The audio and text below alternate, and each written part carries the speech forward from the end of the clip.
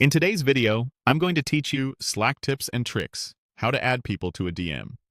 If you've ever started a one-on-one conversation in Slack and realized you need to bring someone else into the loop, this is exactly what you're looking for. We'll take your existing direct message and expand it into a small group chat, keeping the context so you don't have to start from scratch. Begin by opening Slack on your desktop or in your browser and head straight to the direct message you want to expand. You can find it in the sidebar under Direct Messages, or use the search bar at the top to jump to it quickly. Take a moment to confirm you're in the correct conversation, especially if you have multiple threads with similar names or topics. At the top of that DM, click the name you see in the header. This is the conversation title area, and selecting it opens the conversation details. Depending on your layout, you might see an information icon or a small caret. Either way, interacting with the name or header gets you to the same place.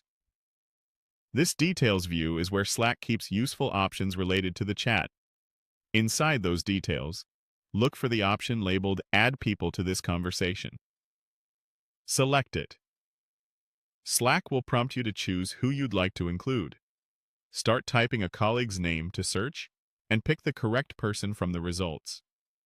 You can add more than one person if you need a small group.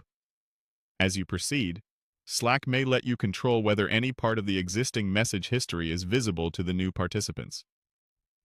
Read the prompt carefully and make the choice that fits your situation and your workspace's guidelines. A quick note on how this works. Adding people doesn't overwrite your original one-on-one DM. Slack creates a new group direct message that includes the original participants plus anyone you've added. That way, your prior one-on-one remains intact, and your new group chat carries forward with the context you've allowed. A few tips to keep things smooth.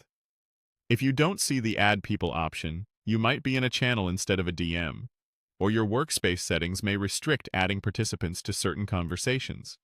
Also, be mindful of sensitive information before expanding a private chat. When in doubt, check with the original participant or share only what's necessary. After the group is created, consider sending a clear first message summarizing the context so the new folks can get up to speed quickly. You can also pin an important message or file to help everyone find key details later. That's it.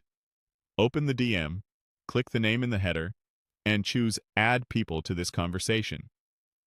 You'll be collaborating with the right people